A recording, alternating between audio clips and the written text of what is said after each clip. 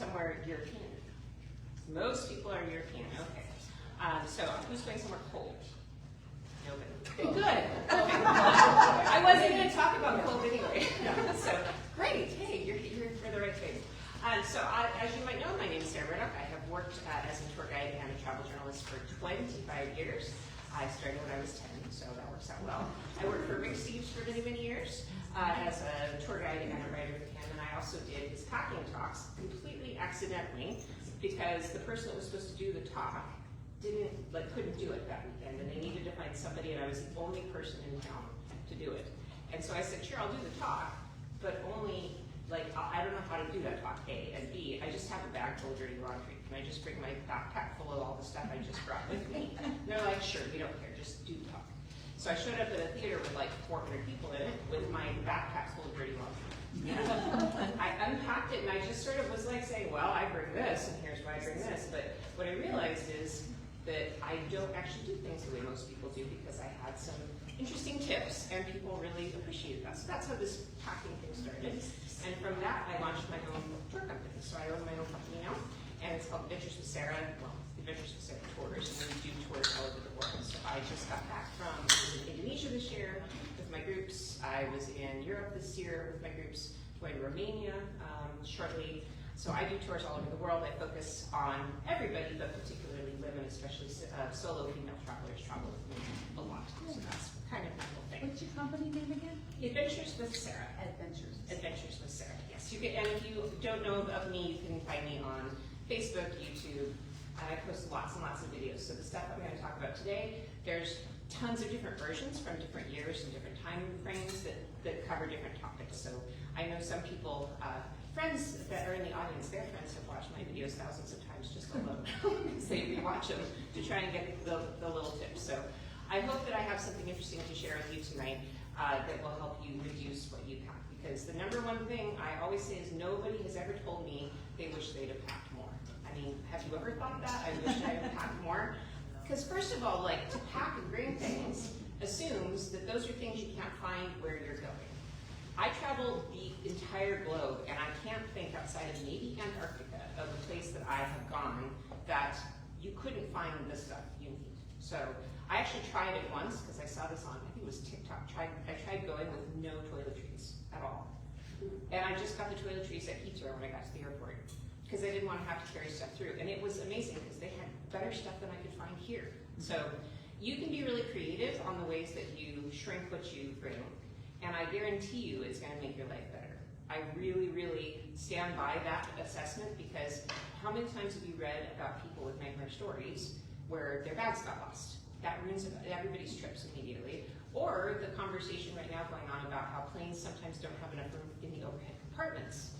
So how do you avoid that? Well, I'm going to show you how to travel, and you won't believe me, but how to travel for 2-3 weeks with this little backpack. Oh my God. And this might be extreme, and I don't believe that all of you in this audience are going to be able to do this. And that's okay, but there is somebody sitting in the audience who has done it. Actually, 3 people who have done it. All 3 of them back here have traveled with this bag or a similar bag for 2, 3, 4 weeks in Asia and the Middle East. So there are people in this audience that will tell you that I am actually telling the truth and you can do this because you just have to think differently. It's not about not bringing what you need. It's about thinking about what do you need. That's 40 liters. This is a 35 liter. Yeah, so it's kind of like the TARDIS in Doctor Who. It's bigger than it looks, but it weighs nothing. That's the thing that's important. This actually folds up and over on top of itself into a little pocket, so it weighs almost nothing. And I guess I just start off with that. I'm using this as our example tonight because the number one thing that causes you to bring too much weight with you is the luggage itself. I don't know if you've ever tried shopping for a rolling bag in particular. Rolling bags alone can weigh 10 pounds. I've seen the ones that everybody thinks are really cool, those ones that are all plastic and really simple looking. I will never buy one because I went and looked at them and I think they started at 8 pounds. And I'm 6'2", and I go to the gym, and yet if I pack an 8-pound bag full of too many things, I'm going to have trouble getting into the overhead compartment. And And how many times have people on planes approached me to ask me put their stuff in the overhead compartment because they can't lift their bag? And I'm like, okay, I'll do that, but here's my card. You really shouldn't be doing this. Like, you really shouldn't be doing this. And so the reason I use a backpack also as an example is that if you are uncomfortable with the amount of weight on your back, that's just too much stuff anyway. Like, you should be able to survive on the amount of stuff you can comfortably carry on your back. And I don't really care what age you are. If you are older and you can't carry a lot of weight on your back, you really can get away with less. You can. I think that we also, as sort of, especially an American traveling public, we think we need a new outfit every day. We think we do, because we've been told, oh, you need to go to the travel store and you need to buy 5 or 6 different outfits, and nobody can see you in the same outfit twice. Nobody in Europe is going to ever see you again. Nobody cares if you are wearing today the same thing that you wore yesterday. Nobody cares. The only person that's going to care is your travel partner who has to smell you. That's the only person that cares. So please, like, get rid of that sort of idea, oh, I have to be stylish or I have to have new outfits. I know I do get bored of my outfits when I travel this light. I do. But you know what? That's okay. That's a small, sacrifice to make for being able to hop effortlessly onto a train. I can't tell you how many times I've run through airports with just a little bag like this, and I've made a flight that I wouldn't have made otherwise, with my luggage with me. So I could go on and on about the benefits of this, but it really does change your way of thinking about how much you need. And honestly, when you go back home, I have done this before. I've been on the road for 8 or 9 weeks with just a little backpack. And I go home and I look at my house and my walk-in closet, and I'm just like, burn it all down. I don't need any of this stuff. I don't need anything, because this little bag is all I actually need. And it's true. I think we, especially as Americans, we have too much stuff, right? You don't need to bring that stuff with you, okay? So that's kind of where I want you to set your intention when you think about packing is, what do I really need? What don't I need? And leave the things you don't need at home. So this is kind of the start. Now the kind of primary concept behind my ideas of packing are a kitchen scale. Because the thing is, I'm not telling you don't bring 10 outfits. You can bring 10 outfits if you want, but they need to conform to the idea of weight that I have. My idea of weight is I like to have a bag that is under 15 pounds, ideally. And I don't have that as a random number.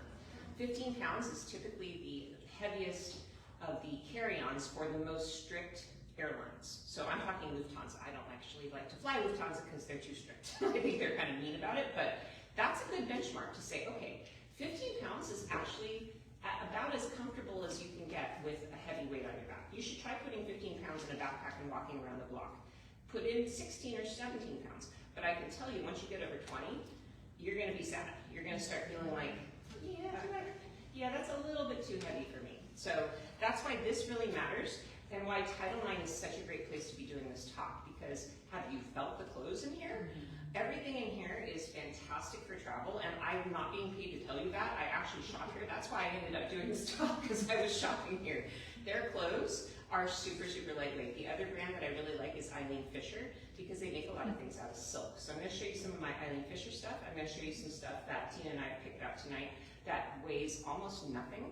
And that way, in a tiny little backpack, you can easily have a wardrobe of all kinds of different things with layers and different color combinations, no problem. So that's what I think you need to do, is cultivate a travel wardrobe that is super lightweight, durable, washes up easily. I take silk stuff, you won't believe this, but I take silk stuff, I throw it into the washing machine at my house before I take it with me. If it cannot survive my own washing machine, it doesn't deserve to go. So don't take anything that delicate. Also, don't take anything super expensive. I had like a $300 cashmere sweater I bought myself once, and I've never bought myself anything that expensive. I was writing a guidebook, and I walked away from the computer in the lobby of a really fancy hotel, gone. And it broke my heart, and I just learned, okay, cashmere sweaters, we're gonna buy those at Macy's from now on, because you have to have things you don't mind losing. So that's kind of the idea. Have a sense of Buddhist detachment about the things you bring with you. You may lose them, you may ruin them, and that's just how life is. Leave the nice stuff at home, bring with you the stuff that you can afford to either lose or damage, because honestly, you're gonna damage stuff when you're traveling. So we're gonna start with the weight though. So I wanna show you how this actually makes a big difference. So if you have a kitchen scale at home, that's the ideal. This is just a digital one like the Good Grips brand, and I just happen to have this in my house, but I use it more for this purpose than I do for cooking. This is a pair of jeans I just bought. They're very, not millennial, they're very Zoomer. I have 2 Zoomer children, and they love these super high-waisted purple pants, you know, so I went and bought myself some purple pants so my kids think I'm stylish. And, I mean, really, like, I don't know. I'm sorry, I'm a Gen Xer, I don't get it, but whatever. So I bought these, and they're really cute on me, sure, in the fashion of the kids today. But let's see how heavy this pair of pants is. Any guesses? How heavy do you think this is? And this is actually a good point. You need to start thinking about what things weigh, because you don't think about that ever. Have you ever thought about how much a pair of jeans weighs? How much does a pair of jeans weigh? I don't know too much. Never think of it. But give me some numbers. What can you say? Pound and a half. Pound and a half. That's good. 1.5. 1.5. Any other guesses on the weight? 2.5. 2.5. That's your pants, kid. 1.5. He's 6'9", so yeah, that doesn't count. All right. Let's see. Oh, sorry. I'm thinking grams. Let's make it pounds. It is 1 pound 9 ounces. 1 pound 9 ounces. So that is a lot. That is basically the same weight as a pair of tennis shoes. You know, so this is that one thing. You better wear that every day to make it worth it. So I kind of do a little calculus on this. If I'm going to bring an item that I really love, but it weighs 1.5 pounds, I better use it every day. So that's just one way to think about it. Alternately, I went to Costco and I found these somewhat equally Gen Z approved high waist kind of wide leg pants that look like jeans, but are actually tensile. And you can find, I think I paid $12 for these at Costco. So cheap stuff. And so I don't care if it gets ruined. That comes in at 10 ounces. So literally a pound less. That's a pound less. And you know what? I think these are just as cute, honestly. I think these are fine. So just by making this one choice, not bringing the high-waisted Zoomer jeans and bringing these light ones from Costco, I've lightened a pound. And if you're only bringing 15 pounds, that's a huge percentage you just zapped away by being thoughtful. So this is more of it's a philosophy rather than just here's what you should pack, here's how you should pack. It's a philosophy. Start becoming more sensitive when you shop for clothing, for travel, about what the weight is and know what things weigh. I can tell you what a lot of things weigh, what it should weigh and what I would like it to weigh. And the other thing you can do is you can shop when you come to a store like this, the way I do. The way I shop is like this. I don't even really look at stuff, I just do this. Until I find the thing that really is like, The thing that really caught my attention here first was this dress. That's really super, super thin. And this skirt is like super duper duper super thin, okay? So this is how I like to shop, is I like to kind of touch what I'm gonna buy. These actually are like paper thin. So the only problem with pants like this, the paper thin ones, is that your panties are gonna show in the back, but I mean, who cares? Nobody's ever gonna see you again. So or wear something longer. Yeah, I mean, like, whatever. I mean, I'm not really dressed to go to the opera right now anyway, so it's fine.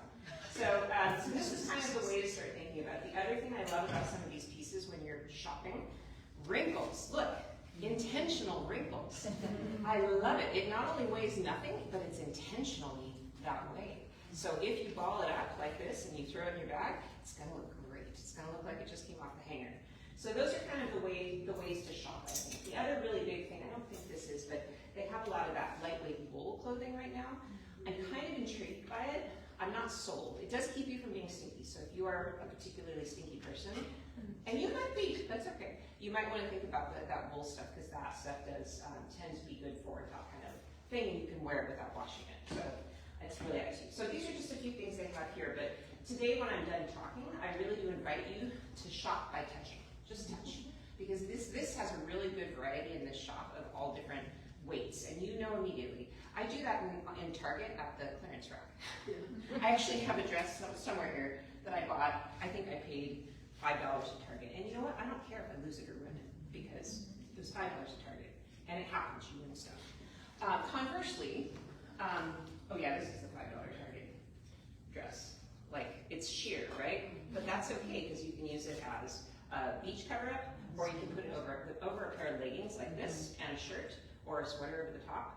So something super lightweight like this actually has multiple uses that maybe you didn't think about. So shop like this, and even things that you go, oh, that's too sheer. Okay, but think about the layering options, because that's the way to make a very boring wardrobe not boring. because you can keep changing it up. Put a different pair of leggings underneath, put a different sweater over the top, or a scarf, or whatever, to kind of keep you entertained in your clothing choices. So, okay, so I think we're just going to kind of get down to some of the nitty-gritty. I'll show you just a few of the things that I love, but also, how do we think about packing? I thought today what we do is we're actually going to pack. Normally I come and I unpack, but today I'm actually going to choose things and I'm going to pack, because I want to show you how I put that together and how we fit stuff into this tiny backpack. I like this backpack because it's just an Amazon one. I think it was 20 bucks. So I can put my toiletries kit in here, so I know where that is.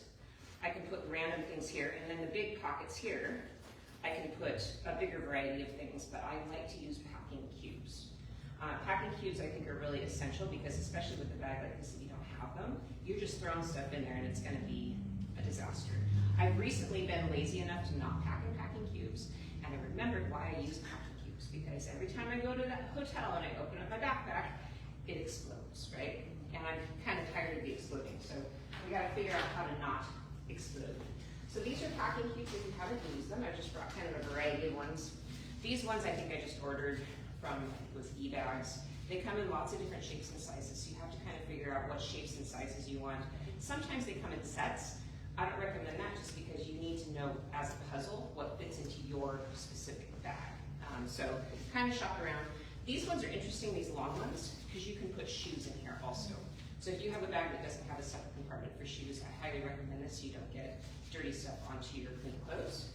And then my favorite one, which I've never seen anywhere other than Tom Bin. Tom Bin is a kind of high-end luggage maker here in Seattle. They have a Bellevue Square shop, and I love them because it's an independent thing. They hand make everything. You go down to the shop down in Soto and you can see them and everything. Their stuff's an investment. So if you get backpacks from them, they're going to be $300 or $400 for a travel backpack, but I have one that I've used for 10 years now that looks brand new still, so it's kind of worth it. So this particular cube I love. The intention was supposed to be clean stuff on here and dirty stuff back here. That was the design idea. But what I decided to do, have you ever heard of that debate about roll or fold? Do you roll your clothes or do you fold your clothes? Now that's a stupid debate because it really depends on the thing, doesn't it? Some things need to be folded because they'll get ruined or wrinkled if you roll them, and some things are much better off being rolled because it doesn't matter, they won't wrinkle. So I do both. I use this for my rolled stuff, and I use this side for my folded stuff. By the time I'm done, I have this little packet with my clothes that I just slide into my bag. So it's pretty easy. And like I said, we're going to go ultra light today, which usually I show a much heavier sort of what I would do for 2 months in Italy, but today we're going to go ultra light. So instead of a big bag, I normally have a day bag that looks something like this. I like this big day bag because when I'm traveling, like I go to travel conferences and stuff, I can put all the junk, you know, you get free stuff at conferences. So I love this bag if you are a hoarder, if you like to get stuff, because it's big. But I get stuff, that's the problem. When I have a big bag, I'm encouraged to put things in it. So I'm trying to encourage myself not to buy things. So I have moved to a slightly different bag that's just tiny like this. So that's my day bag. This is again a Tom Bin one. I just bought it at Bellevue Square. And this I think is a really great place to kind of start when you think about what do you need every day. So the reason I love these ones is that they have loops on the inside. This is like the signature of that brand. And you can buy these little things that can hook on. That's like a key hook for your hotel room key. And then I have a pouch in here. And this pouch, which is very well loved, has all of my documents inside. So it's got my passport, it's got credit cards. It actually has something that a friend of mine recommended, which is dollar bills. Have you ever thought about taking dollar bills traveling? Anybody want to guess, except for the person who told me to bring dollar bills, why would you bring dollar bills with you travel? Tips. And I heard from a pilot that a really nice thing to do if you want to thank your staff on the plane, give them a couple of bucks, rolled around ink pens, and that is it with a thank you note. Because staff on the flights, they usually don't have money for tips in their pockets either, because everybody is cashless these days. That's a really good way to be nice to everybody. I just took the bus, like, what was it, 2 weeks ago? We went down to Phoenix, and just the bus from the parking lot to the airport, the guy didn't have a tip tray or whatever, and I wanted to give him a tip, so I always carry a big stack of dollar bills now. So just a little heads up if you want to be nice. So there's lots of little backup things in here. Extra money in different currencies, extra pair of contacts, extra hair bands. So this is kind of like my nerve center of all the documents that I need for my trip, but it is attached. So nobody's stealing that unless they steal the whole thing. And I just always wear a crossbody bag. And I'll tell you, a crossbody bag is so much better for your day bag than a backpack because crossbody bags are less likely to be stolen. Do those have the strap that's, it's harder to cut? This particular one came with it, doesn't, but you can buy straps like that that are not cuttable. This one would be very difficult to cut because it's very beefy, but you can buy different straps. So if that's important to you, you can get it. But I would never buy a bag like this. That's the easiest thing in the world to steal. And think about people, if you're in Naples and there is a scooter going down the street, somebody can grab it, and you know how I know? Because I had a guest, a tour member who that happened to. So I always recommend you wear this. Any guesses why I don't think you should have a backpack? Any guesses? Why would I say don't bring a backpack? Yeah. Can yank you over. They could yank you over, but it's an easier one than that. Cut it.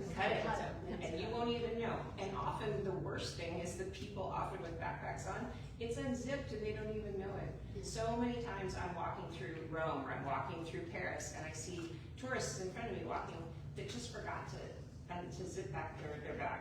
And you don't think about it because it's on your back, you don't know. So I always feel weird, but I will always tap people on the shoulder and say, you need to zip your bag. So please just don't do the backpacks. And one of the reasons a tiny bag like this rather than a backpack is better is if you're going to do museums. So the Louvre, the Uffizi, many museums I go into with my guests these days, they will not let you in with a backpack on. And why? Because people that put on those backpacks, when they turn to look at something, oh, they just knocked over a mean vase or something like that, right? Yeah. And it's happened. Have you read that in the news? People that have scratched masterpieces wearing backpacks. They let you bring this because you're in control of this, right? You know where it is. So I like to bring a little crossbody bag. I put my hand on it like this at all times. And I know I'm 6'2" and I'm scary looking, but people don't tend to mess with me. So I would say that's your best bet. And keeping the bag small is a really good idea because you just don't need all the stuff you think you need. You really don't. And I end up getting a shoulder ache when I have my bigger bag because I just don't need all that stuff. These days we just need our phones, right? That's mostly what we need. So I'll just show you real quick what I do with my phone. Question now. Yeah. So, like, we're going to Vietnam. Would Yeah. you recommend that bag or a money belt? Oh, money belts are an interesting topic. So, you know, for many years, my former employer talked about money belts all the time. You had to have money belts. Money belts, I think, are, I mean, I don't think it's a bad idea, but I can think of very few places I would feel that's necessary. Okay. Vietnam is actually a surprisingly safe country. I'm going there myself with my group in January. So I don't think that there is that big of a threat there, but it's kind of up to you. I don't like them because I think they're very uncomfortable. Mm-hmm. They make me really sweaty. Yeah. I gave up wearing those probably 20 years ago. So I think as long as you're just really thoughtful about making sure you have, and never ever leave your stuff. Don't ever leave your documents in a hotel room, please. Don't ever do that. Don't put it in a safe, because when you leave stuff in the safe, you know what happens? You forgot you left it there. Do you know how many times I've had to retrieve stuff from hotels for my guests that they left in the safe because they thought it would be safer, but then they forgot it. And on the money belt topic, I have had at least 3 incidences of people going to the bathroom, taking the money belt off from their waist, using the toilet, and then leaving it on top of the toilet. So I just think every one of you has a purse. I am 100% sure, maybe you not, maybe you kept, I don't know, but most of us have a purse that we are used to having with us all the time, and we know where our purse is. So putting stuff in a purse, but having a crossbody where nobody's going to take it, I think is probably your best bet. Which So, is that one? I think it's called the Saccouche, the Rogue Saccouche. It's, if you go to the Tom Binn Yeah, shop. no, I just haven't seen it. Yeah, it's new. I haven't seen Okay. a Tom Binn shop at the mall. It's the first one. They just opened it probably about less than a year ago. So, yeah. Can I ask you 2 quick questions about this? Yeah. Number 1 question is, what do you think about the baggy bags for travel, you know, the small ones, the crossbody ones? I know a lot of people do like those baggy ones. I personally don't like them because I'm very partial to this because I like the system with the rings, with the different kinds of pouches I can attach. So that's just a style thing. I really prefer the pouches because the pouches so many times, like you need to get something out and then it's still Some of them do have the I've seen those, I just don't think they're quite as functional as these, but they are fine. And I see that a lot of my guests travel with them and they really like them. And then the other question, quick question was, years ago, and I mean years ago, when I was trekking in Nepal. Yeah. Back in the day, we wore a thing around our neck. Yeah. And then shoved it down our shirt or our sweater, you know, it was just the thing, and that's what we kept our, you know, all the vitals. Yeah. Is that passé these days? We don't use those anymore? Some people do. Some people still use this. So it really depends, I think, on the level of danger of the place you're going. So if you're going to a place where you have some kind of threat, I would say for sure you want to do something like that. I can think of some African countries that I know that there have been problems. I heard in Zanzibar recently there were a lot of break-ins to even people's hotel rooms. So if you're going to a place that has more imminent threat, I would say absolutely wear a money belt or wear something like that under your shirt. But if you're talking about Southeast Asia, you're talking about Europe, you're talking about places that are really pretty safe, I wouldn't bother with that. Because we used to keep them in our sleeping bag at night. Yeah, I mean, you were probably just a depends threat. on where you're going. It totally depends on where you're going. Yeah.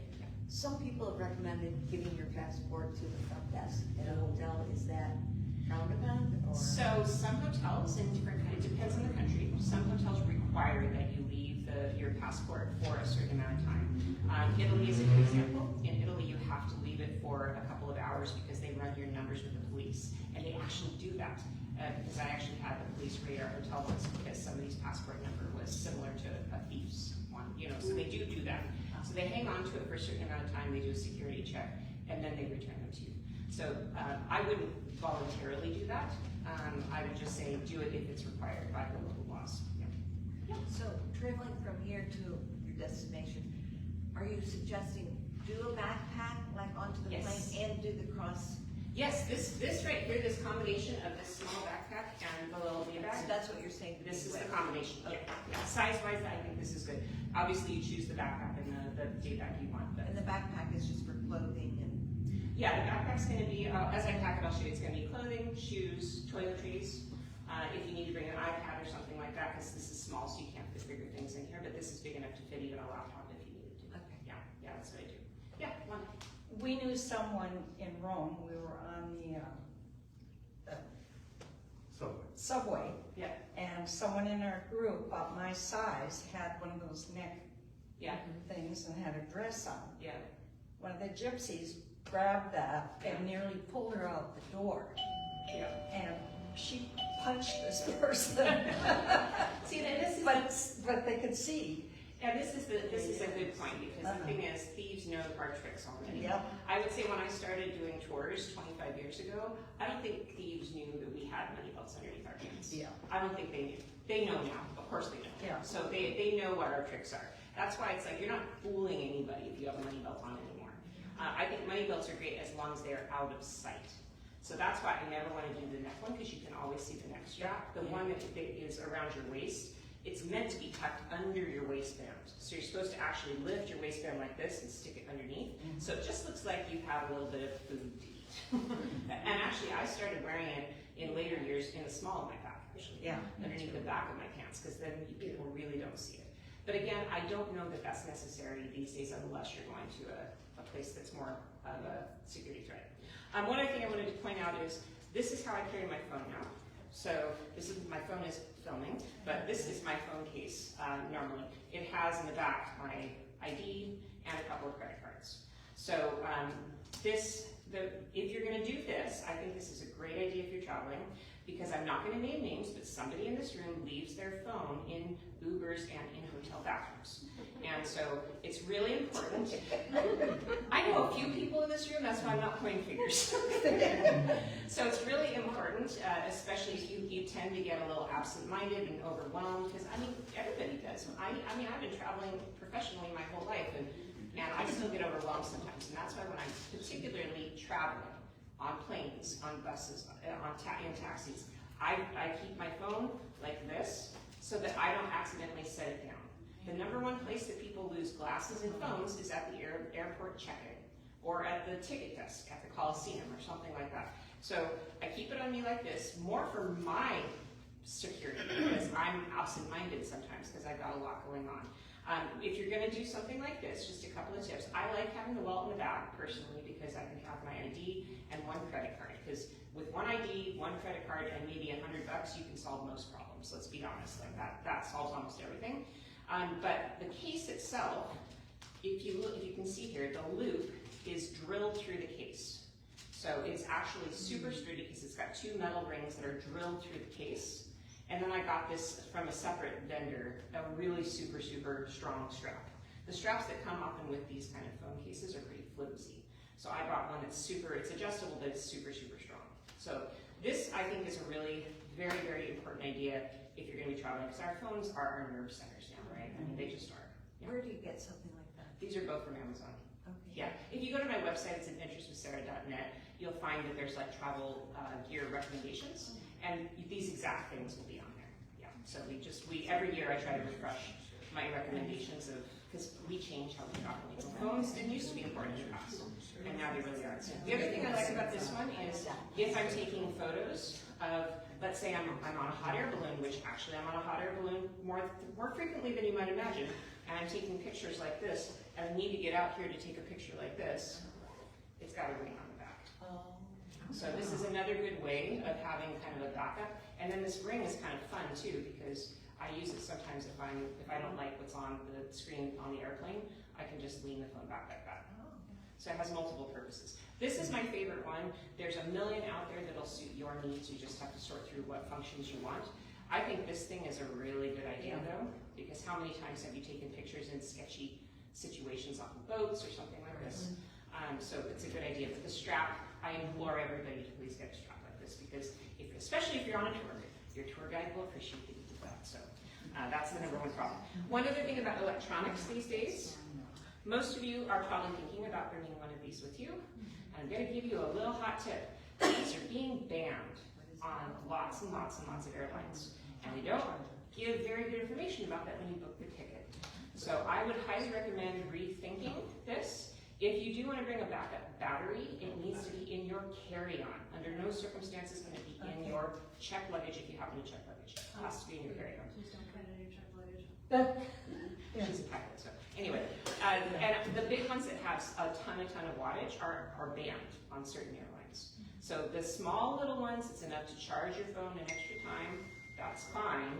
But really the hassle of these days, it's becoming a big deal, especially if you're going to Asia. Certain Asian airlines will not let any backup batteries of any kind on the plane. So just a heads up that this used to be a recommendation of mine.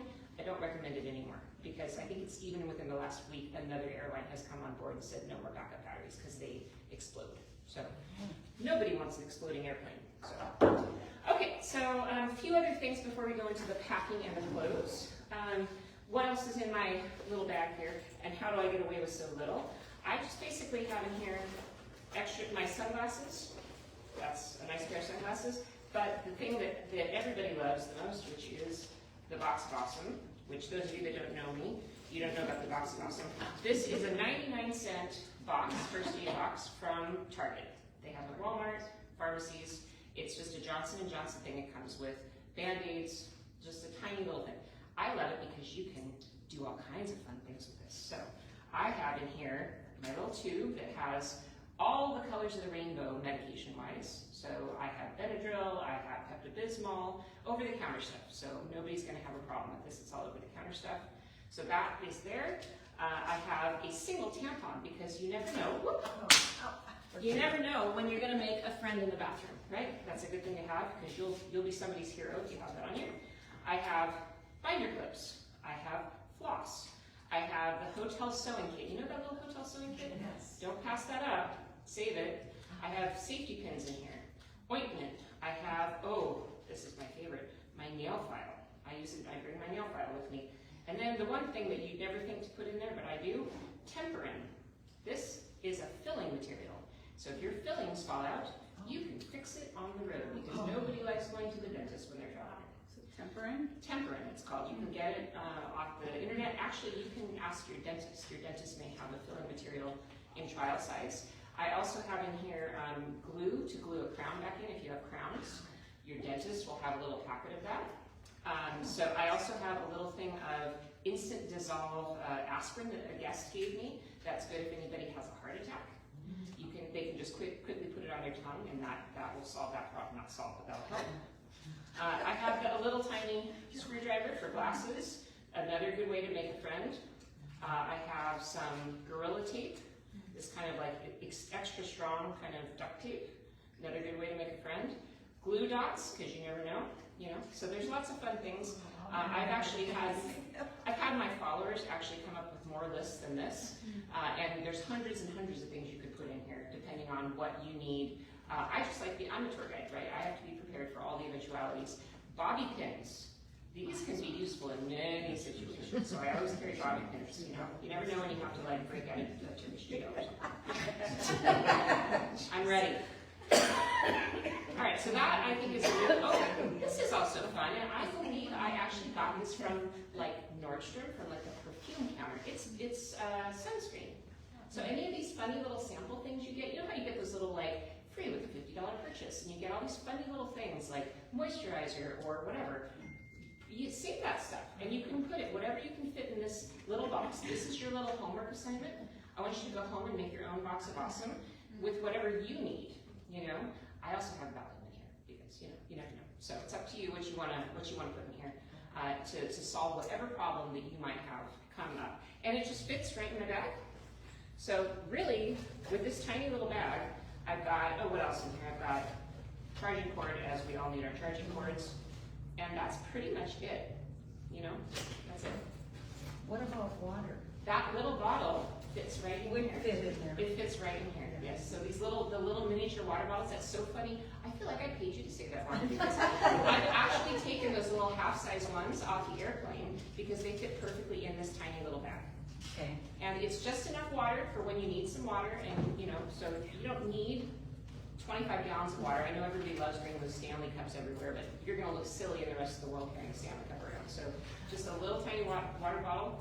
You don't need more than this, I swear. And I didn't believe it myself, because you know how big my bag has been in the past. I carried a huge bag with me for 25 years. And I had started carrying this, and I'm like, I don't even know what was in that bag now. Like, I honestly can't remember. So this is another challenge for you.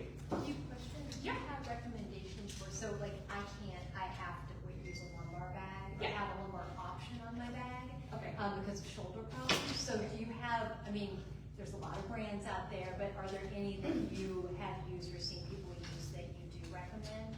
Well, kind of like a fanny pack. sort of Yeah, it situation. has an option to be a Yeah, bag. the bag that I use regularly that I didn't bring today is a messenger bag. It's a Tom Bin one, and they have the lumbar attachments on the side. Yeah. So you could do that. So I know that Tom Bin certainly would probably have a bag that would fit. But a lot of times you can even have a messenger bag that way too. You could even take it to a tailor and have a messenger bag converted. Because you can just cut the straps off and sew on the kind of strap you need. Yeah, I sew a lot, so I can do that. Yeah. Question. So that's your like day-to-day bag when you're out traveling. Yeah. It actually looks like, could you actually go smaller?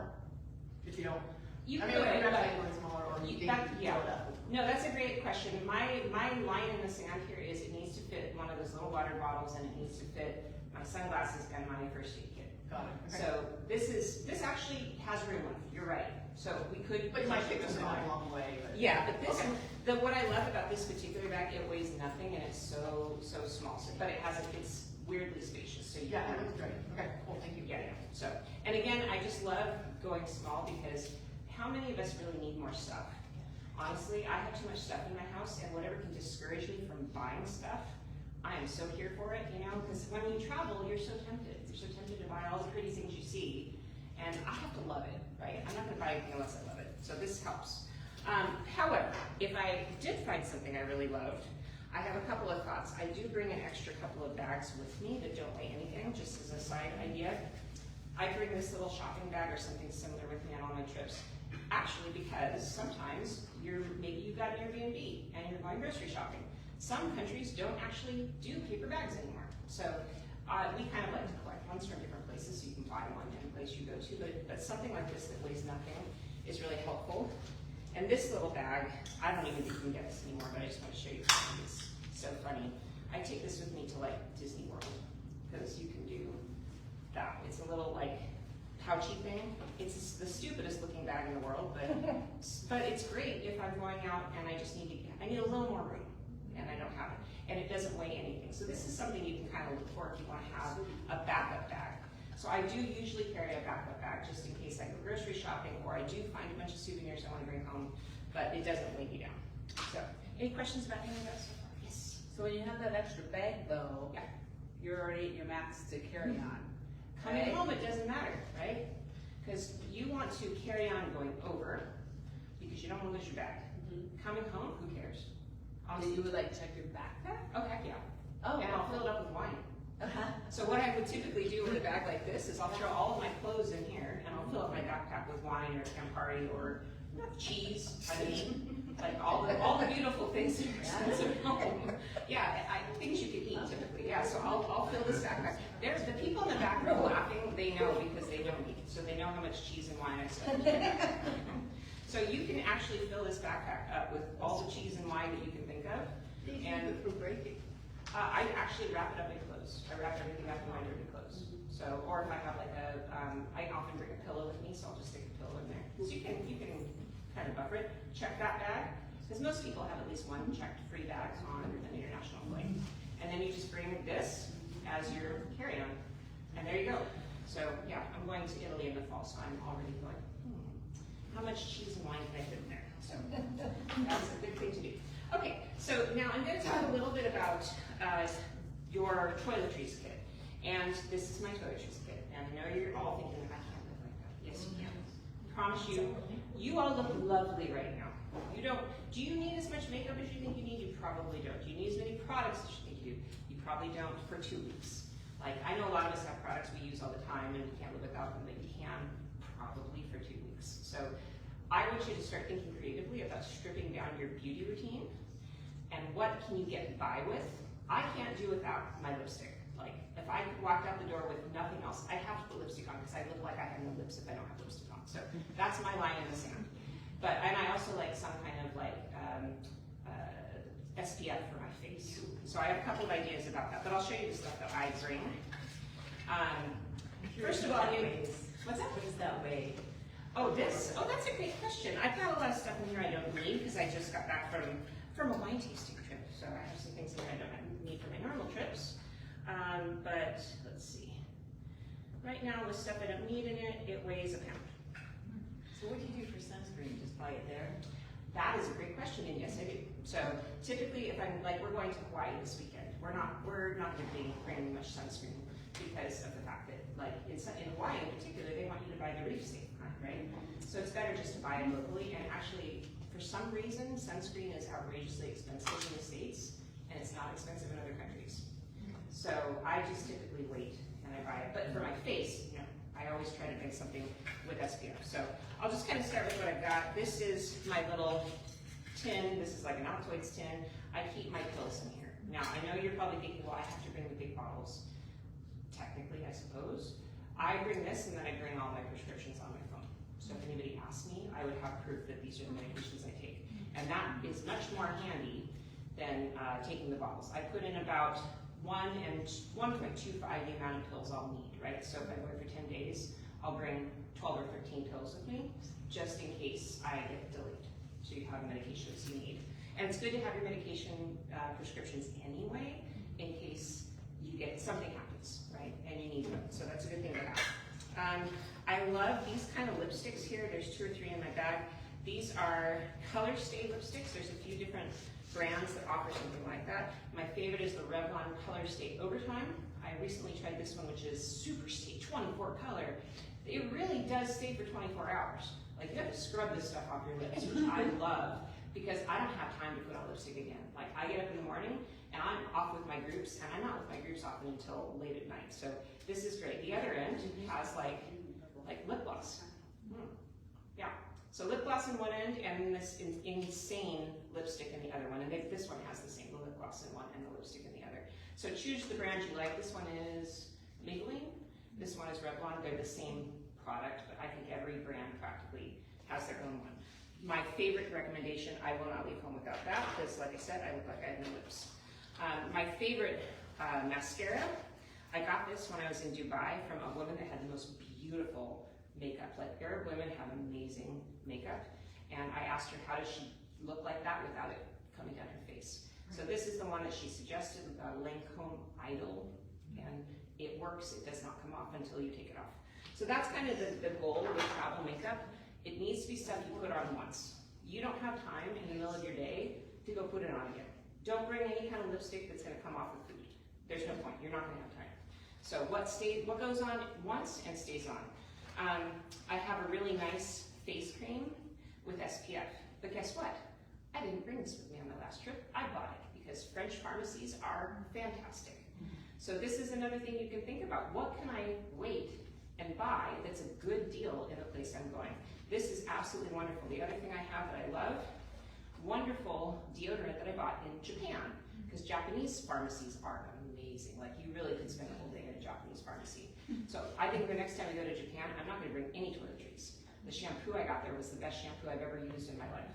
So some countries have far better products than we do.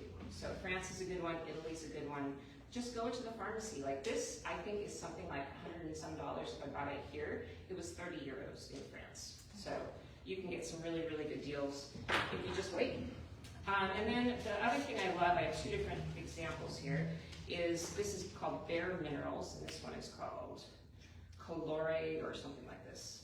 Color Science, there it is. These are face powders. I use this instead of foundation, but it's because they're mineral sunscreen, which I've been told by dermatologists that have traveled with me, way better than a cream sunscreen. They actually protect you much, much better, and bonus, they're makeup. So they get rid of all your blemishes and stuff like that. So these are just two different options for the same idea.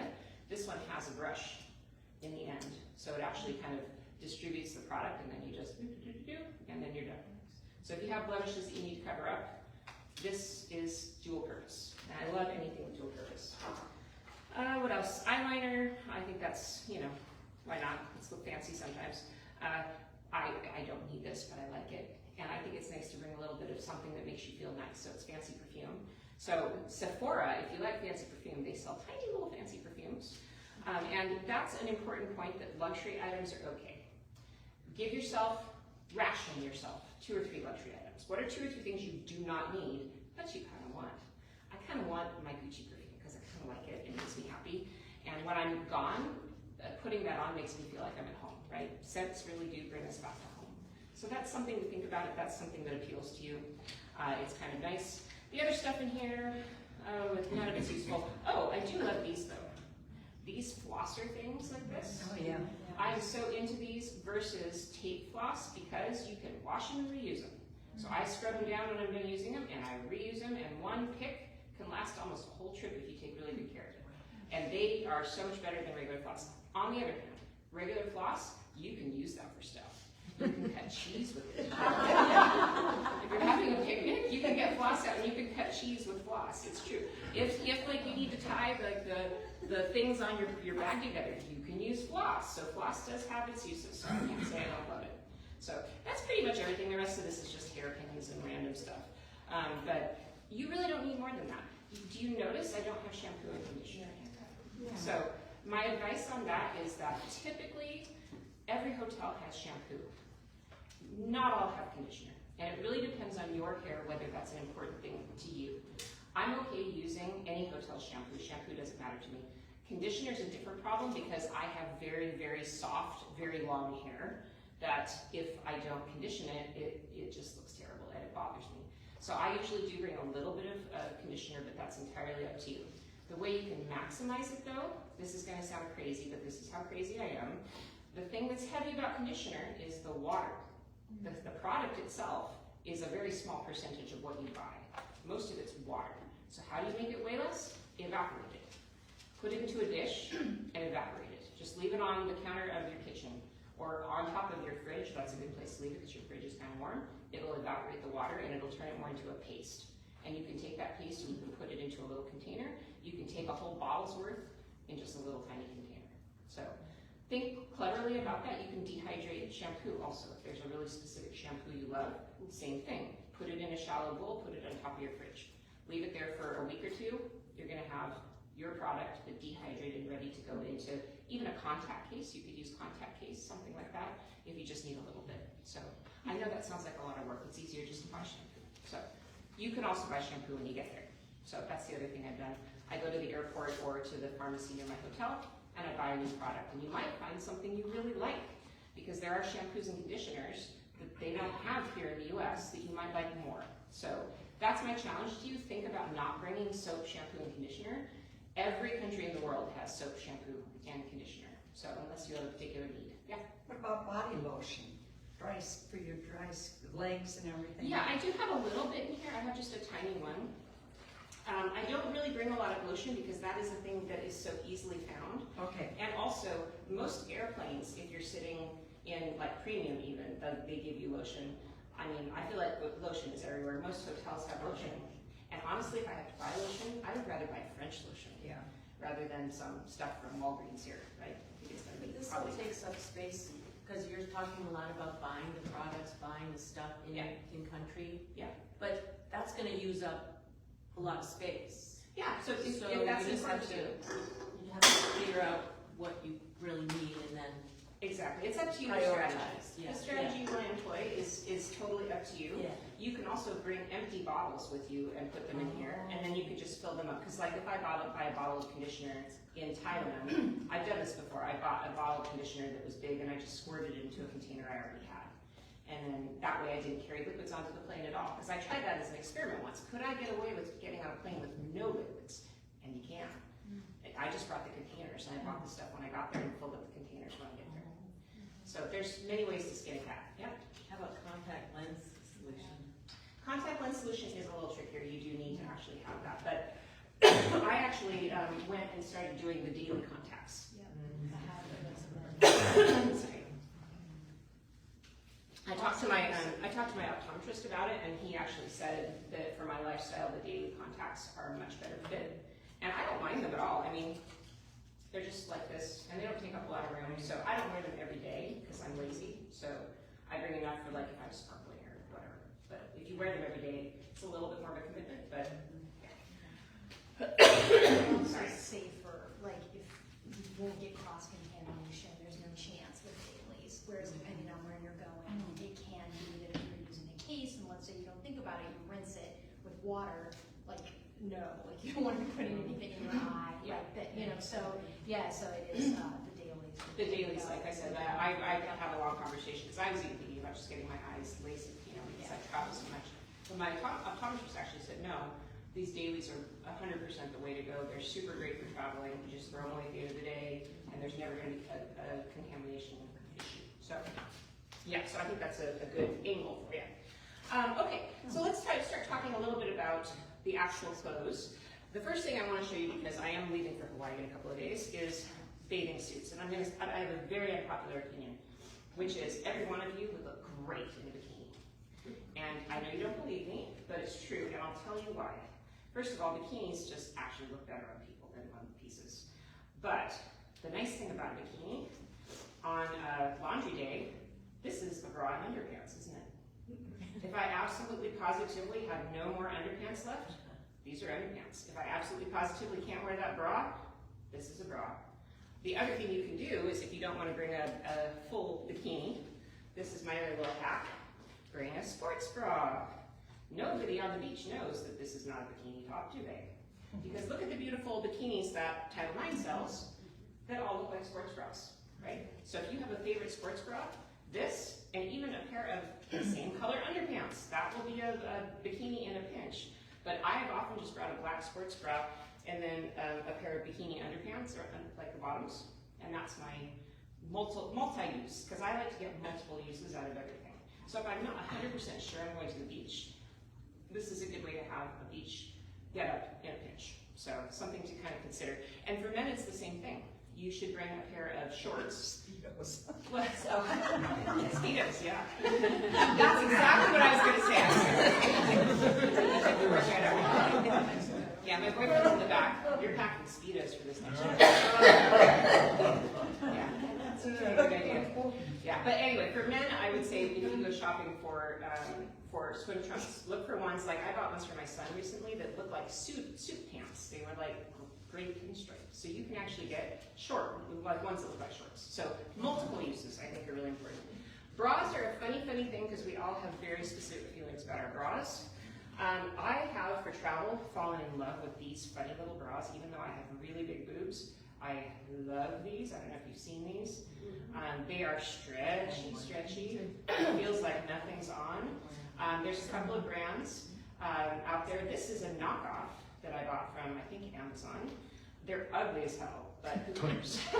Like, I'm not going to seduce anybody, I don't think so. I don't think anybody cares. So that's fine.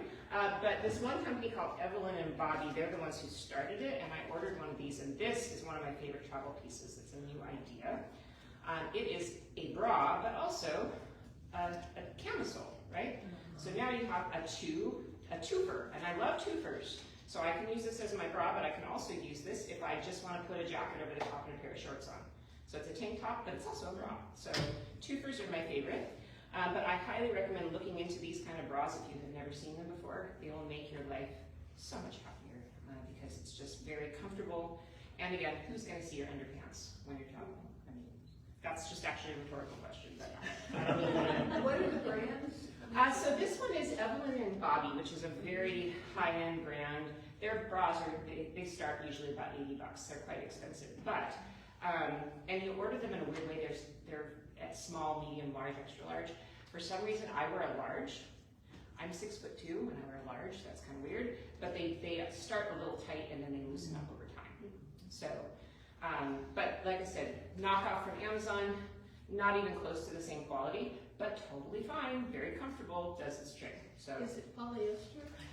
they're kind of like a standassy. These are cute. You guys know. Honey love is the description. Honey love. Soma has them on sale. Oh, do they? 2 for $65. Awesome. There you go. They're, Yeah. they're bralettes. They're very comfortable. Yeah, these are actually molded cut bras, so this is not considered a bralette. So that's kind of the difference just for bigger girls like myself. I need something with a little more support than a bralette, but it amazes me how many women don't know these exist actually. Yeah. Because how many of us have the same bra routine? We buy the same bras all the time. So if you haven't found the wonders of these bras, please do, because it will change your life. And yeah, you can thank me later. I've actually given them away. What are they called? The combo. It's this kind of thing? Yeah. I think they just call it like a bra camisole. A bra. Yeah, so it's an actual bra, but it's got this on it. So love this for travel. Okay, so let's think about what we're gonna pack. So I actually had Tina put together kind of a little capsule wardrobe. So we're gonna try packing a little bit of this capsule wardrobe. And what I was looking at when she put these things out, with the exception of these things, do you kind of see what we're doing here color-wise? So this is the way we wanna think about packing. Normally I would be very lazy and I would tell you, dress like me, like this, because watch, if you're wearing black, then you can grab a black shirt like this. This is just an Island Fisher top, and it's silk, and I can put it over the top, and I'm gonna have a totally different outfit. Watch, it's so fun. And black is wonderful this way. Look, now I can go to the theater or something. Don't I look respectable? You know. So that's the thing, is I love black because black is always good. It always works, and it always matches, and you can do a lot with it. Also, I'm very messy. I get food all over me all the time, and so this is really good for people who are messy. So I do like black. That's what I normally tell people, but I thought today we would be a little spicy, and we try colors, because colors are scary. So how do we put together a capsule wardrobe with colors? And I love what Tina put together here, because look at how it's kind of all works, right?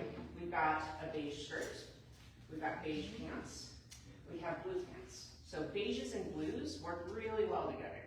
And if you don't know what goes together, you can actually Google Pantone colors and they'll give you color matching. Or you can even go to the paint store. You can go to Home Depot and you can look at those paint cards that'll show colors that actually go together. Because a lot of us just don't have a sense. My ex-husband used to put on like bright green plaid shorts with a like olive green plaid flannel on top. And I'd be like, what are you wearing? And he'd say, but they're both plaids and they're both green. I'm like, that doesn't mean that they match. And that's the problem, is a lot of people don't know what matches, right? So it's hard to know. So I'm going to give you just like, this is a wonderful palette, maybe something you can think about. Blue and beige. Like, look how cute that is, right? And you can also do like the dark blue. She pulled out some things that were dark blue and this kind of red colors. These dark blue pants with this kind of cute top. And look how featherweight that is, right? That's really cute, but you could also put the beige with it. I mean, nobody loves beige, but beige is very useful and it never shows dirt. So So these are really, really fun combinations. This little jacket kind of combo logo that she put together. Look how cute that is. And you could be monochrome, because that is kind of fashionable these days to do more monochrome looks. Like that's a nice monochrome look. But you could also pair that with the skirt. So keep this color kind of palette in your head, that this is a really nice color palette. Beige, blue, and blue tones, purples, jewel tones. These all actually do go together and they look really cute. I mean, that's a cute outfit. The other thing I always like to suggest when you're looking at things to pack is think about tank tops. If you don't wear them at home, that's okay. I like these because you can layer them, and you never know when you're gonna get hot for whatever reason. It might be temperature, it might be your body, who knows. Those are a really good thing to have. And then I have a very unpopular opinion. I love jumpsuits. You don't have to like jumpsuits. This was very controversial on my Instagram page recently because I wore a jumpsuit on the plane, and either people said, "That's so cute, I love it," or "That's disgusting, you're gonna get it on the floor of the toilet." And I'm thinking, well, what's the difference between a jumpsuit and a pair of pants? Are you just dropping your pants on the floor of the toilet? I mean, you know how to take your clothes down to use the bathroom without, anyway. So I don't understand why this is a problem. I would say, however, if you do decide to use a jumpsuit in travel, get a nice sports bra to wear underneath it so that when you take it off in the bathroom, you don't feel naked, right? So that's my strategy. But for a plane, this is the way. This is so the way. It's so comfortable for an overnight flight because it just feels like wearing nothing. And I absolutely love it. So this is something that is not for everyone, but I am way to jumpsuits, and this one in particular weighs nothing. But you see, the color palette is still there, right? You could put this over the top. Look at that. You could do that if you wanted to make this a different outfit. You put this over the top of that. So the way I like to do it at home is I'll take all the pants. So you see I've lined all the bottoms up there. I'm going to call them bottom. So I'm lining these all up, and then what I'll do is I'll take each of my tops and I'll come by like this. And I'll see, okay, is there anything that doesn't quite go with this palette? That all works. Well, this is why I pulled it. I kept this one. Then I did this, and I'm like, well, actually, that does kind of work. Yeah, it kind of works, right? I was thinking it did. It kind of does.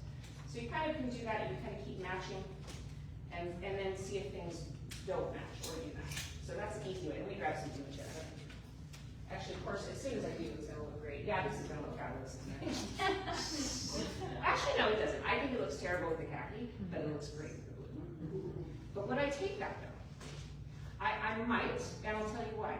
It's good to bring something spicy. It's good to pick something spicy that is going to be kind of different and it's not going to be boring. So you might think about that. So yeah, so this is my strategy.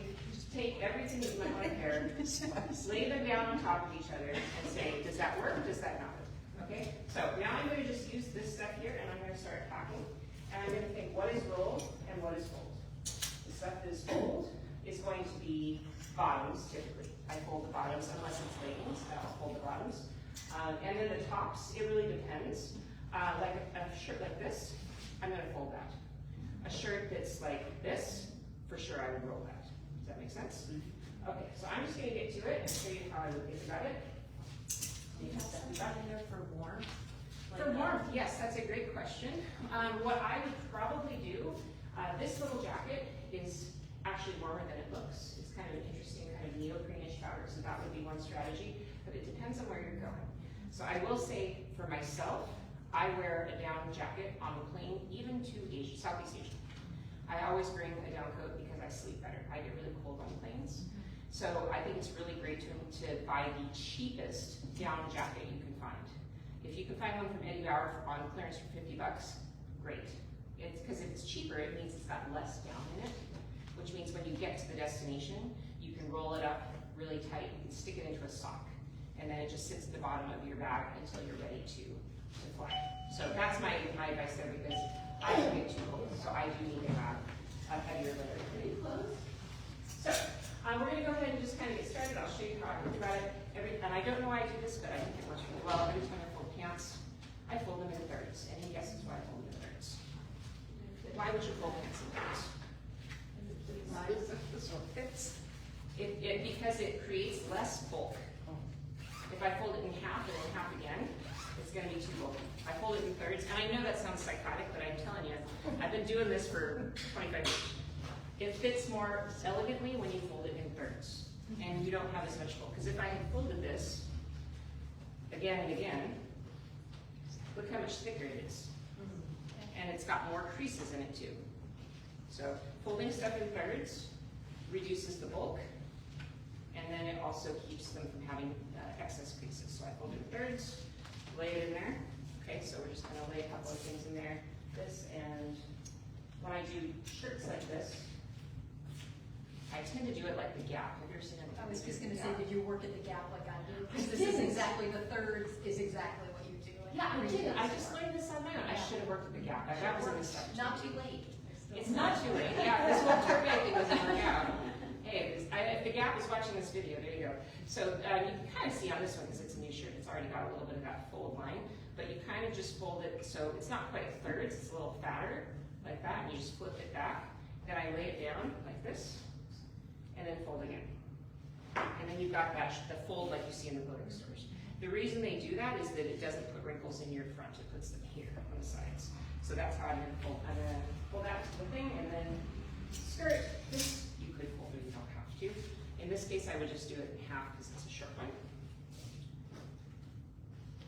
All right, so let's pretend I've packed all of my flat fold stuff. So that's ready to go. And then I'm gonna do my rolling now. Yeah, see, I haven't done this talk in reverse before. That's why I'm not gonna pack the whole thing because we'd be here for 2 hours. So, then I'm gonna take these things for the roll, because this is stretchy. You don't need to fold this. I just kind of flip it in and then roll into a sausage. And then I'm gonna just stack things up inside. All of these things that are kind of soft and don't matter. So any kind of knit fabric is fine to do this with. This is another good knit fabric. Fold it over, roll. And let's imagine we've got this all folded. And what I often like to do when I'm doing this is I will separate sleeve lengths. And I know that sounds a little silly, but when I'm actually ready to get dressed the next day, I look in here and I say, these are long sleeves, these are sleeveless, they're short sleeve in the middle, and I automatically have all of my options in here. So I know what I've got. Zip it up like this. We've got, there's our clothing bag. Okay, clothing bag is done. We're gonna set that to the side. The next thing we need to do is take a smaller cube. This smaller cube is going to be bathing suit, which we're gonna toss in here. We're gonna put our bras. I've just chosen these couple of bras. And let's say we've got socks, which I think I forgot socks. Let's imagine we're putting socks in here. So I'm just gonna put everything that's underweary in this one. So how many pairs of socks and how many pairs of underwear? So that really depends. In the underwear, I want to talk about underwear in a second. So socks, it's going to depend on the time of year. And if you're going to go somewhere where it's cold, you're going to have to bring wool socks and you're going to have to bring several pairs. I usually try to bring things that you can easily wash in your sink. So I'll bring 2 or 3 days worth of socks. So probably 2 to 4 pairs of socks. If it's going to be the summertime, I usually only bring maybe 1 pair of ankle socks or two pairs of ankle socks because I'm wearing sandals most of the time. So, but you always should have socks. And I always bring compression socks. So compression socks, I did forget to bring those today, but they're the socks you should wear on the plane. They go up to your knees and they give you compression to keep you from getting varicose veins, they make you sleep better. There's a lot of reasons. So Do they go down to your ankle? Or how regular socks go? On the foot as well? They do have ankle ones. They do have ankle ones, but that doesn't give you the full benefit. You want the knee highs. They cover the foot as well. They do. They cover your foot. You can get just the ones that are just your leg without the footless ones. They do have those.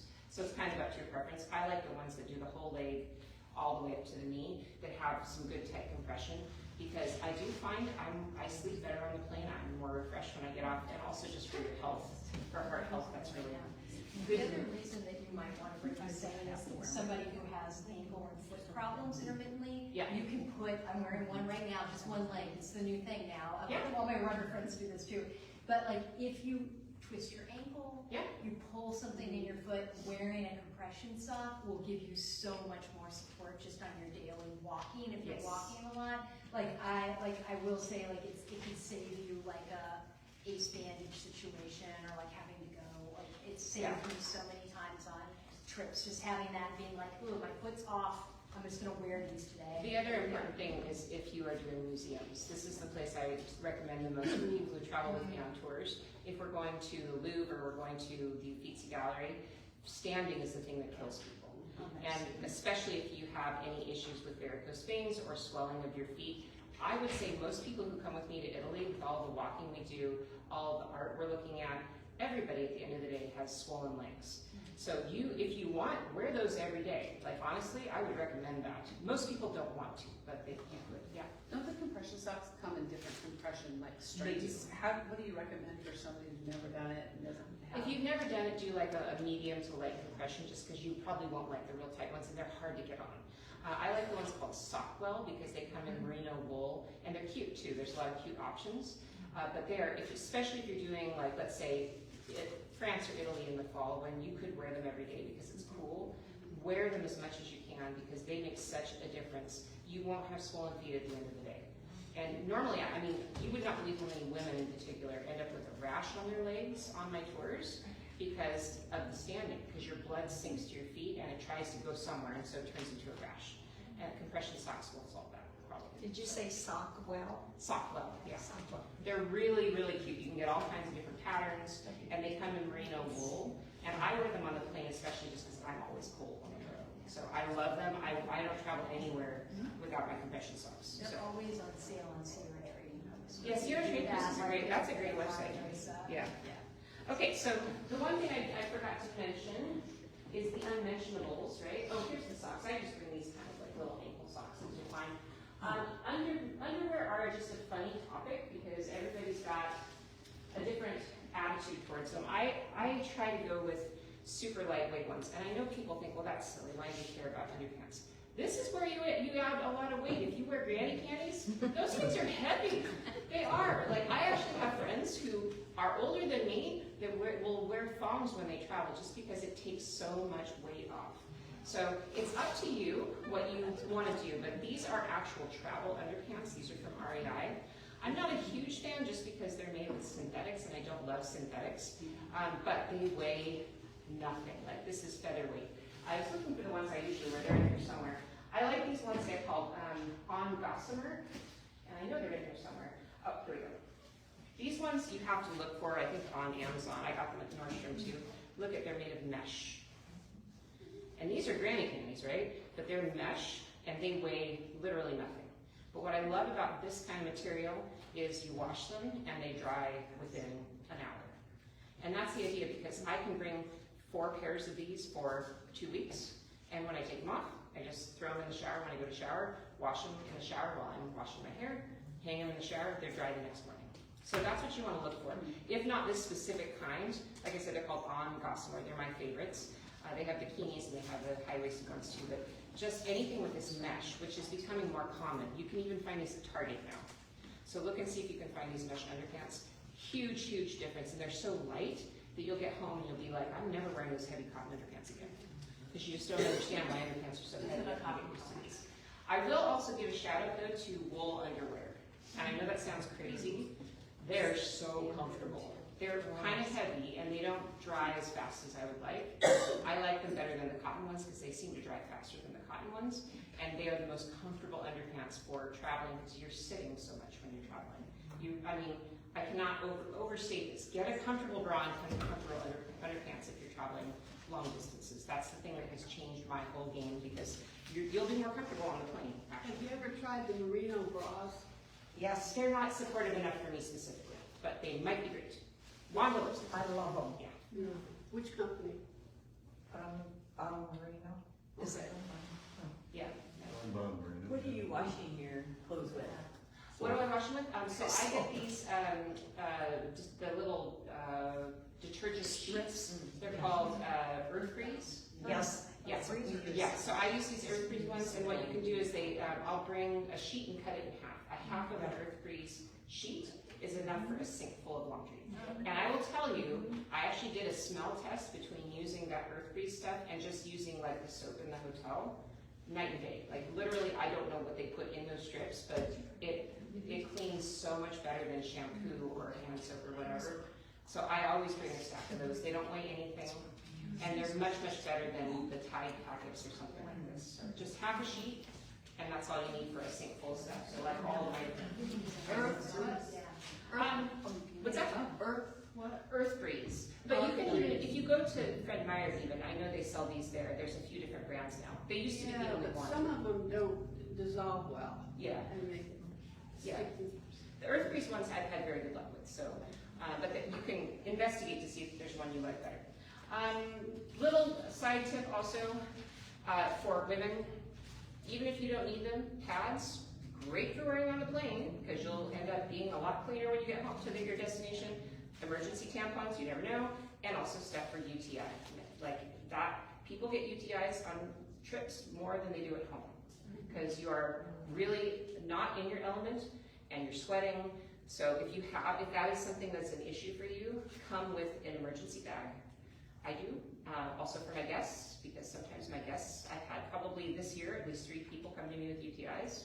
So there is stuff you can get over the counter that will help with that. So just as an emergency bag. Okay, last thing I want to do before I pack the bag, shoes.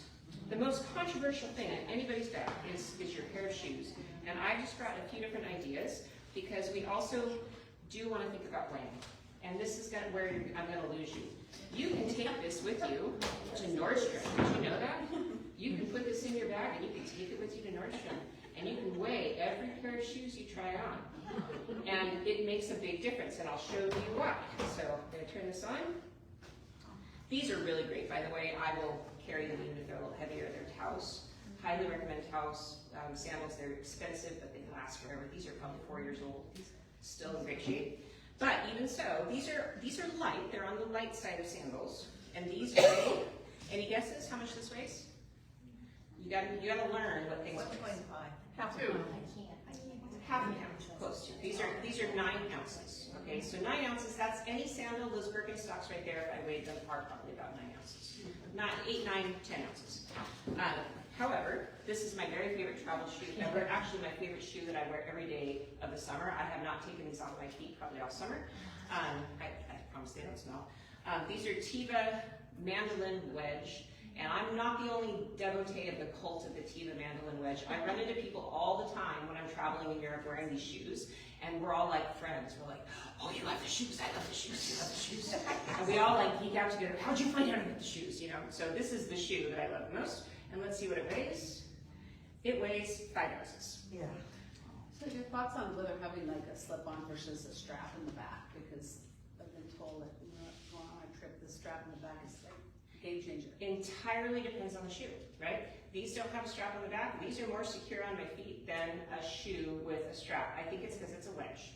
Okay. So it really, really depends on your foot and your taste. So this is a little bit of a wedge, but not much. And I do love wedges, and I'll tell you why. I'm 6'2", I don't need a wedge, but I buy wedges mostly because I have stepped on nails before. And once you step in ballerina flats on a rusty nail in Turkey, you learn, let's buy wedges next time. So I never, ever, ever take, I don't take ballerina flats anymore, because I'm often in third world countries especially, walking around in Egypt with flats on. I do have a tetanus shot, but I don't want to trust that, right? So don't do that. Do you wear those ones that you have on for dress up too? I do, great question, yes, because don't they kind of fake like they're cute? Yeah, they kind of fake like they're dressy. I think they're just the best shoe on the planet. I do have them in the flat version too. I do not wear them traveling anymore because they look like flip-flops. So having the wedge somehow magically makes it look dressy. And what brand was that again? These are Teva Mush Mandolin Wedges. They only come in black now, and they're not always available, but check Teva, their website. You can also check Amazon. When I find them, I hoard them.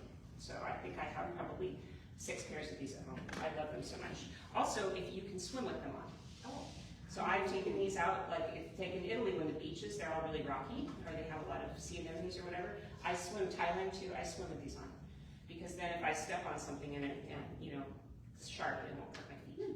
And they float too. I was actually, long story, canoeing in Namibia, disaster canoeing in Namibia, got thrown out of my boat, and my shoe, somebody found it downriver. They float apparently also, so they are miracle shoes, right? Okay, a couple other ideas. They don't make these anymore, but I just want to show you, if you do want a Mary Jane, these are great for the fall, something like this, a Mary Jane that's a tennis shoe. There's a lot of things out there similar to this. If you want a Mary Jane type shoe, they are really good for fall, but you have to get a good beefy sole also so you don't slip. And then as far as tennis shoes go, my combo usually for the fall is I'll bring these, I'll bring a Mary Jane type shoe, and I'll bring a tennis shoe that can be dressy. Look how cute those are with the leg. They almost look a little dressy, right? So I try to find something that's a tennis shoe that's a non-objectionable tennis shoe, and then I can wear that in a lot of different places. But these are amazing tennis shoes. These are 7 ounces. These are New Balance, and they're called Fresh Foam, and they are amazingly lightweight. They are lighter than this sandal. That's really unusual, but here's the way you do it. How do you find these? I go to Zappos and I do a filter for weight. Not all of them are right, and not every shoe has a weight, but that way you can filter out some options and you can see what are the most lightweight shoes. I also love those ones called On Cloud. Those are really, really good, and they're quite lightweight, not as light as these. And then I also see somebody in the audience wearing my other favorite. I have Allbirds, but they make an ultra-light Allbirds tennis shoe now. That is incredibly light and very comfortable. And I think they just call it ultralight. You have to look on their website. Love it, because this is where your weight is. Most men's shoes in particular are a pound per shoe or more. So this is how you're going to get down to that 15-pound mark, is if you take the lightest shoes possible. This is, 7 ounces each versus 1 pound each. What about waterproof shoes? If you know that you're going to run into rain, Yeah. and it's not sandal weather. I just bring something more like what she's got on, those Allbirds that have a mesh that I can dry. Waterproof usually means extremely heavy, and they don't breathe, so they make your feet really stinky, and they also can cause like athlete's foot. So I would rather have a pair of shoes that gets wet, that is super lightweight and thin that I can dry, versus a fully waterproof shoe that's going to cause me other problems. You kind of can't have it all. It's hard. It is hard. You can also, if you're going to places that have downpours, you can also get those old-fashioned little booties to put over the top. Put them in your bag, put them on if there's a downpour. But honestly, I've brought waterproof shoes before, and they're a headache, and my feet smell terrible after wearing them. So I'm not a fan. I would bring something breathable that could be dried. Okay? All right, so I think it's time to just see how this all goes together. How do we fit everything in here? Because I promise you it does fit. So we're going to take first our big thing, and we're going to slide our big thing in here, right? That's this one. And I didn't bring it, but I usually put a pillow in here too. I actually do bring a down pillow with me, and it fits in here. Look, there's plenty of room for a down pillow in here, right? I mean, did you realize that this bag was this big? It's deceptive. This has a back pocket. The back pocket is where I'm going to put my shoes. I'm going to put a couple of shoes. This is also it's plastic lined, so if you have something really yucky and stinky, you can put it in there like a wet laundry. Okay, so we've got that in the back there. Then in that big open space, or in here, we can put our socks and undies. And then in here, we're just going to imagine this has been refilled. We're going to put this in here. So now I've got all of my stuff that I need, ready to go, and ready to go on the back. I've got this all packed, and my phone. I'm just going to sling those over my shoulder like this, and I'm ready for the airport. That's it. How much does it weigh? This, I don't have everything in it, right? I could kind of demonstrated it. Like this is, right now this is coming in at 5 pounds. Yeah. Is there a type of backpack that is, you said, like a weight or a So- size to it? Yes, so this is very funny. This is the Amazon brand. It's called G4 Free. And the people behind you all have these backpacks. And they're just ridiculous because they're super cheap. They're only like 20 or 30 bucks. But they're super lightweight. Because even a really nice backpack, like a Cotopaxi backpack, you paid $300 for, that backpack weighs 5 pounds. Just the backpack.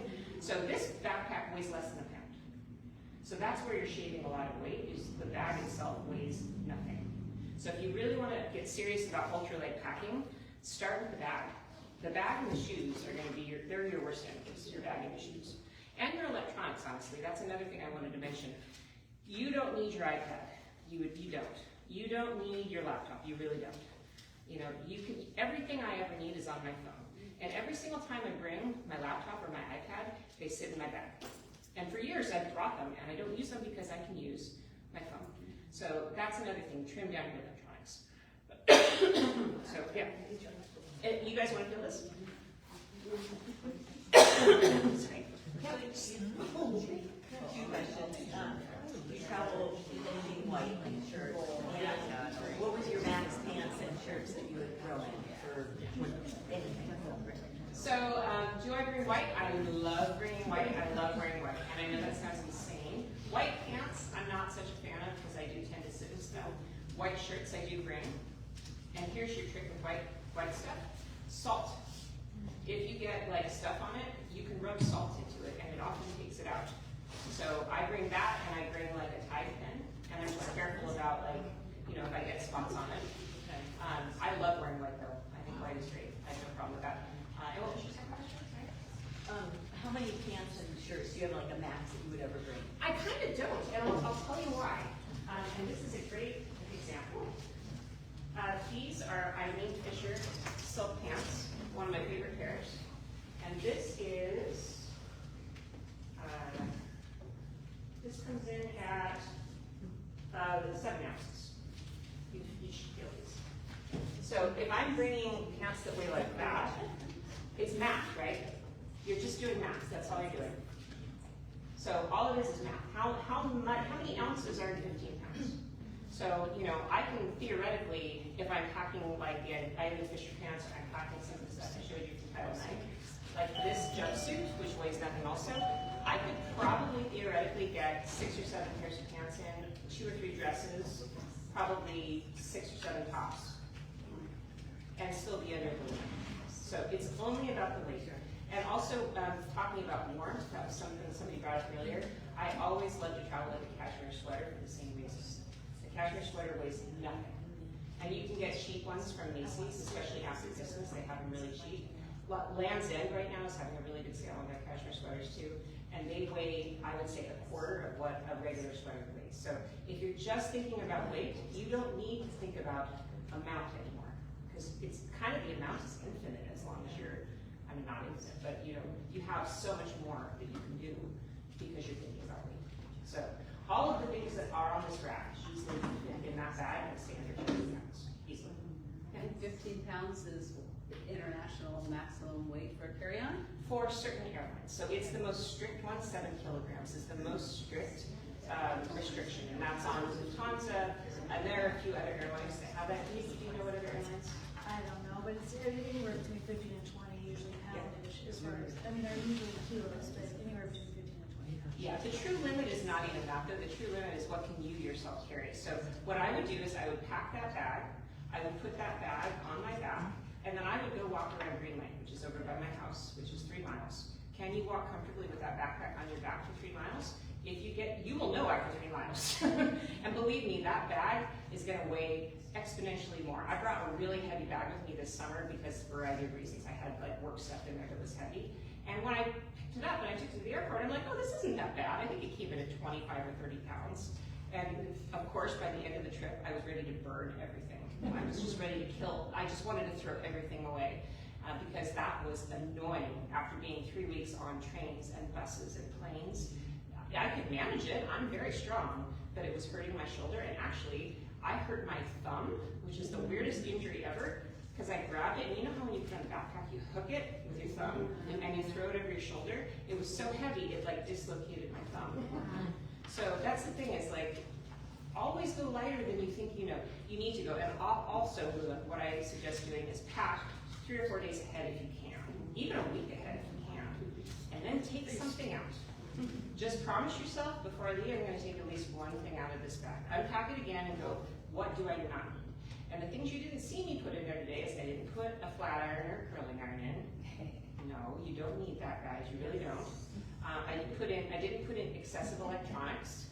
I just basically come with a base that I can plug into whatever wall, and I call it good with my phone. Your phone literally does everything. You don't need a fancy camera. I mean, I'm an actual travel journalist, and I don't carry a fancy camera because it's not worth it to me. That weight is not worth it. So the more stripped down you can be, the less that you need, the better. If your hair does not work without a flat iron, go visit your stylist and ask them if they can do a haircut just for your trip that might work better with your texture of hair, so you don't need products and you don't need that stuff. I know that's hard for a lot of women because we're very attached to our hairstyle, but again, nobody's ever gonna see you again. And if you need to get a curling iron when you get there, believe me, I've helped women find curling irons and flat irons while they're traveling. And the thing is, your curling iron or your flat iron probably doesn't even plug into the electricity in that country anyway. And then in TSA rule, you Yeah. cannot pack, you cannot check a battery, any type of battery operated Yeah, curling iron or exactly. any type of hair iron. Yeah, so I would just say because of all the restrictions with hair care products and hair care devices, do your best to try to like think about it another way. If you wear your hair in a ponytail every day for your whole trip, nobody cares. There's literally no hot Italian guy standing on the corner who's gonna be laughing. Darn. They're gonna think you're hot no matter what. Italian men will come up to you and be like, hey baby, they're gonna be like, my ponytail. I didn't even brush my hair today. I didn't even brush my teeth this week. They don't care. Yeah, so the bottom line on all of this stuff, and I hope this is what you take away from this, is that you really don't need all that stuff that you think you do. And so many people I see in Europe in particular, but everywhere traveling, they bring these big suitcases because well, what if? Well, what if? But I have to bring this because what if? No, the what if is, what if you just go to the store in the place you're going and you buy that thing? Like, I honestly could walk out the door tomorrow and go to Hawaii with just my passport card and my phone. I would be okay, I would live. Yeah. Do you, so when you go to Europe, do you bring an umbrella? Or do you bring like a roll-up raincoat, rain jacket? Or So here's the magic of Europe. If a drop hits the ground, within seconds, out of the cobblestones will emerge a man with a €5 umbrella. Yeah. I don't know, they're like custom and they kind of like come out of the stones somehow. Yeah. So my plan is I keep €5 in my pocket. So, and then usually I feel like umbrellas are kind of like part of the stream of human possessions. We all own the umbrella. You own my umbrella, I own your umbrella, because I eventually will leave it somewhere accidentally, and then you will own it. So I kind of have a sort of Buddhist view of umbrellas. There's nobody that owns an umbrella, really. Yeah. Do you do electric toothbrush and whatever? That's a great question, actually, because I kind of need to. So I actually will make a decision based on the length of my trip.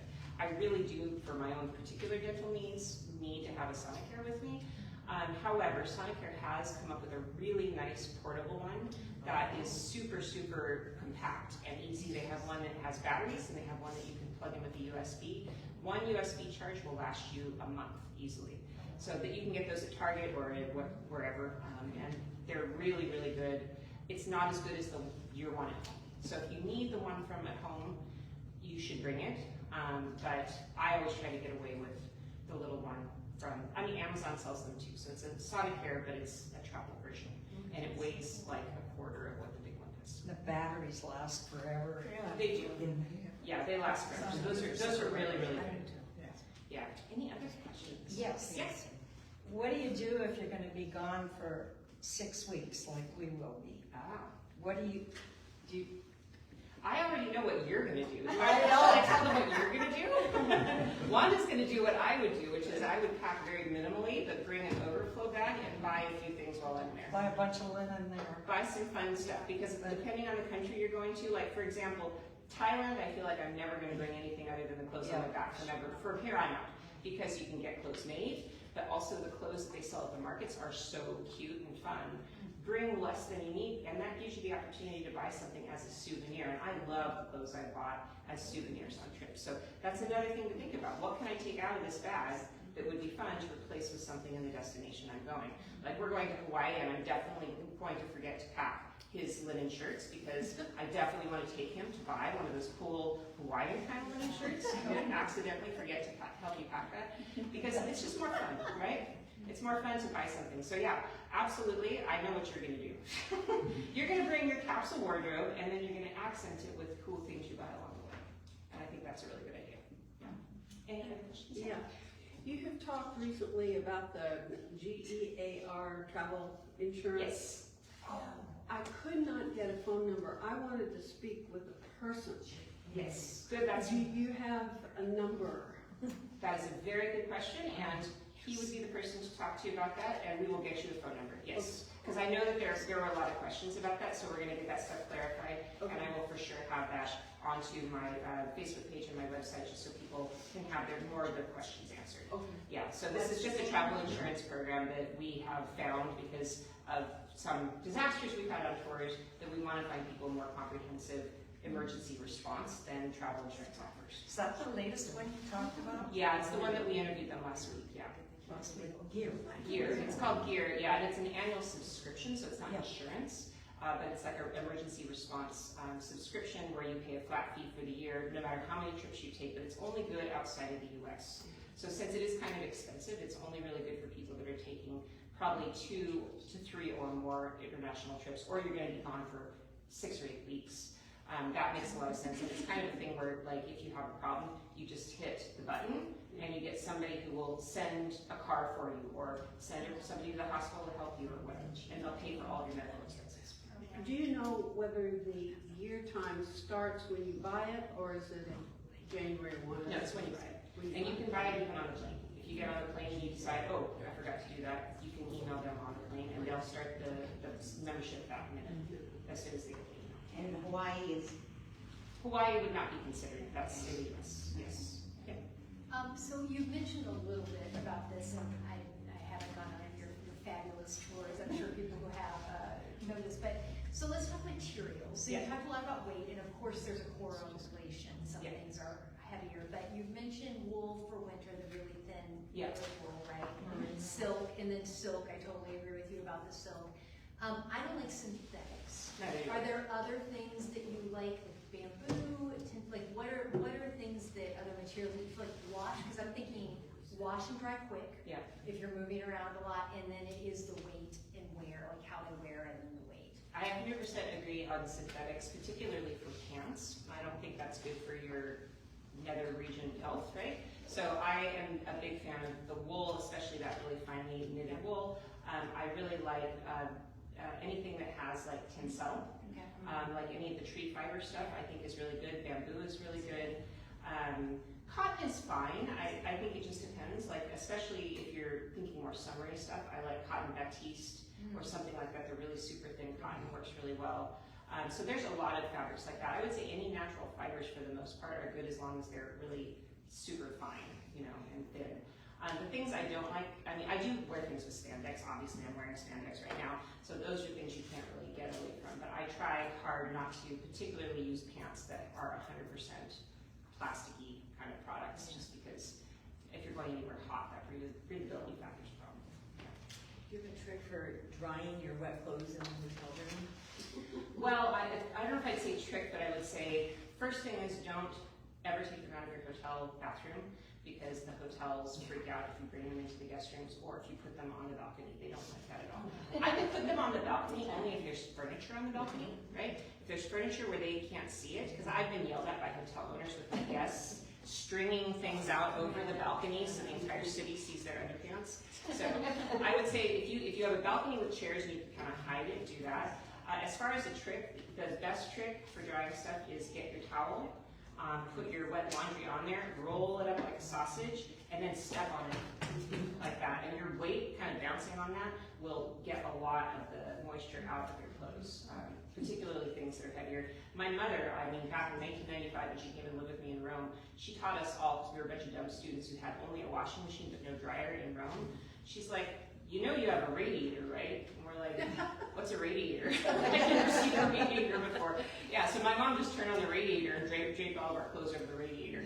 So there's creative things you can do like that, but most hotels would prefer if you string stuff up in the bathtub, so you don't ruin furniture and stuff like that. Yeah. But actually, just thinking about the materials you're using, that won't even be a problem. So if you're bringing lightweight, thin things, you won't even need to worry about that too much. Yeah. Any other questions?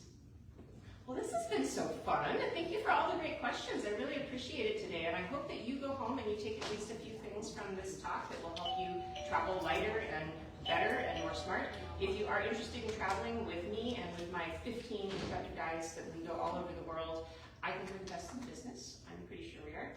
You can look at my website, which is adventureswithsarah.net, and it's not just me. We have 15 guys, and we do all kinds of things. What's your average group size that you take? That's a great question. My average group size is around, I would say, 10 people. Our maximum is 16, and our minimum is 4 to 6 people. And we do a lot of custom stuff too. So if you have 3 couples that want to go somewhere, we can put together a custom tour even for as small as 6 people. So, and anywhere you can think of, literally any place in the world. So Egypt is one of our hottest ones, Southeast Asia. We do, Italy obviously is one of my areas of expertise. So we do lots and lots of fun stuff. So have a look if you're interested. We also have designated salespeople. Been there. I'm going to start giving them commissions.